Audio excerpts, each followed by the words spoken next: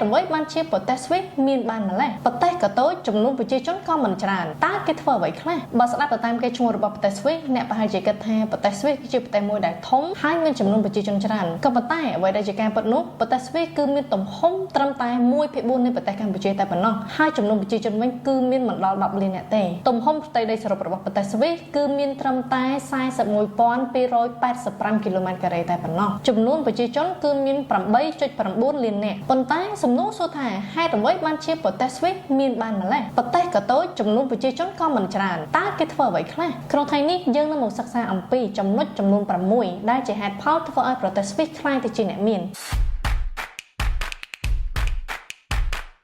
ចំណុចទី1នោះគឺស្ថិរភាពនយោបាយប្រទេសស្វីសមិនស្ថិតនៅក្រោមសង្គ្រាមអស់រយៈកាលជាង200ឆ្នាំទៅហើយអញ្ចឹងគេមានពេលវេលានៅក្នុងការអភិវឌ្ឍប្រទេសគេឲ្យបានរីកចម្រើនខ្លាំងហើយក៏មិនរងការប៉ះទង្គិចអំពីផលវិបាកនៃសង្គ្រាមដែរហើយរដ្ឋាភិបាលរបស់គេនោះគឺមានស្ថិរភាពអំពើពុករលួយនៅក្នុងប្រទេសនោះគឺទាបបំផុតសំខាន់គឺប្រព័ន្ធច្បាប់របស់គេរឹងមាំហើយអ្នកទាំងអស់គ្នាដឹងទេនៅពេលណាដែលច្បាប់របស់ប្រទេសមួយរឹងមាំអំពើពុករលួយកាន់តែទាបប្រទេសនោះនឹងទទួលបានការទុកចិត្តកាន់តែខ្ពស់ហើយនៅពេលណាដែលការទុកចិត្តកាន់តែខ្ពស់វិនិយោគិនក៏កាន់តែវិនិយោគនៅក្នុងប្រទេសនោះដែរយើងមិនដែលយកលុយរបស់យើងទៅវិនិយោគកន្លែងណាដែលអស្ថិរភាពទេទី2គឺភាពខ្លាំងនៅក្នុងវិស័យធនាគារនិងហិរញ្ញវត្ថុគ្រាន់តែគេនិយាយអំពីប្រព័ន្ធសមត្ថភាពនៃធនាគារនិងហិរញ្ញវត្ថុរបស់ប្រទេសស្វីសគ្រប់គ្នាគឺទទួលស្គាល់តែម្ដងអ្នកដឹកនាំធំរួមទាំងអ្នកមានអំណាចមានឥទ្ធិពលមានលុយកាក់ច្រើនរាប់ពាន់រាប់លានដុល្លារនោះសឹងតែគ្រប់គ្នាដែលពួកគេមានតម្កល់លុយនៅឯប្រទេសស្វីសគេមានផ្នត់គំនិតមួយថាបើសិនជាស្វីសមិនគួរឲ្យទុកចិត្តបានទេមិនដឹងថាប្រទេសណាមួយដែលគួរឲ្យទុកចិត្តបានទេគឺតាក់ទងជាមួយនឹងទ្រព្យសម្បត្តិនិងហិរញ្ញវត្ថុរបស់ពួកគេតែម្ដង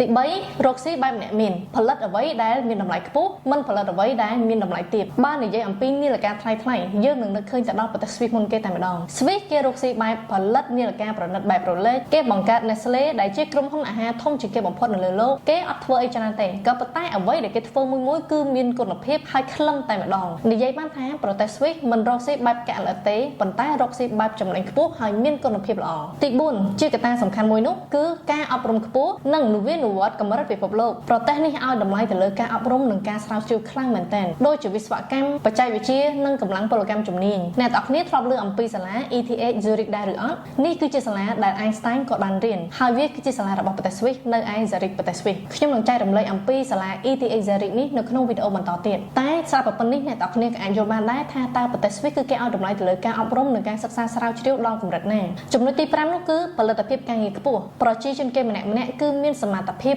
មានផលិតភាពការងារខ្ពស់ណាស់អ្នកទាំងអស់គ្នាហើយនៅកាលណាដែលប្រជាជនម្នាក់មានផលិតភាពការងារខ្ពស់ពួកគេនឹងទទួលបានប្រាក់ចំណូលខ្ពស់ដូចគ្នាយើងឧបមាថានៅក្នុងរយៈពេល1ម៉ោងមនុស្សធម្មតាធ្វើការបាន3ហើយទទួលបានលទ្ធផលល្មមមិនសូវជាល្អប្រហែលទេក៏ប៉ុន្តែសម្រាប់មនុស្សមួយក្រុមទៀតវិញធ្វើការរយៈពេល1ម៉ោងដូចគ្នាបានលទ្ធផលដល់ទៅ8ហើយធ្វើបានល្អទៀតអញ្ចឹងថាតើក្រុមហ៊ុនមួយគេនឹងជួលអ្នកណាហើយគេជួលឲ្យតម្លៃក្នុងកម្រិតដូចគ្នាដែរឬក៏អត់ស្វីសគឺគេគិតទៅលើចំណុចនេះគុណភាពប្រជាជនខ្លាំងផលិតភាពការងារខ្ពស់អាចបង្កើតចំណូលទៅឲ្យក្រុមហ៊ុនបានកាន់តែច្រើនលក់បានច្រើនចំណេញច្រើនហើយក៏នាំឲ្យបុគ្គលិកម្នាក់ទទួលបាននៅប្រាក់ចំណូលខ្ពស់ដូចគ្នាម្ល៉េះហើយទៅ GDP របស់ប្រទេសស្វីសស្ថិតក្នុងចំណោមមួយខ្ពស់បំផុតលំដាប់ពិភពលោកទី6យុទ្ធសាស្ត្រភូមិសាស្ត្រឆ្លាតវៃប្រទេសស្វីសមិនមែនស្ថិតនៅក្នុងសហភាពអឺរ៉ុបទេក៏ប៉ុន្តែប្រទេសស្វីសចង់សម្ព័ន្ធភាពជាមួយនឹងសហភាពអឺរ៉ុបអាចនាំទំនិញចេញចូលទៅកាន់សហភាពអឺរ៉ុបបានស្វីសឆ្លាតណាស់អ្នកទាំងអស់គ្នាស្វីសមិនងាយចង់សត្រូវជាមួយអ្នកណាទេក៏ប៉ុន្តែគេព្យាយាមចង់មិត្តជាមួយគ្រប់បណ្ដាប្រទេសទាំងអស់អញ្ចឹងហើយទៅប្រទេសគេរស់នៅបានសុខប្រៀបដូចជាមនុស្សអញ្ចឹងអ្នកទាំងគ្នានៅពេលណាយើងមានមិត្តភក្តិយើងមានញាតិច្រើនណាគេចូលចិត្តយើងគ្រប់គ្នាគេអត់ចង់ធ្វើអីយើងទេទោះបីអ្នកទូចអ្នកធំក៏គេមិនចង់រញ៉េរញ៉ៃដែរ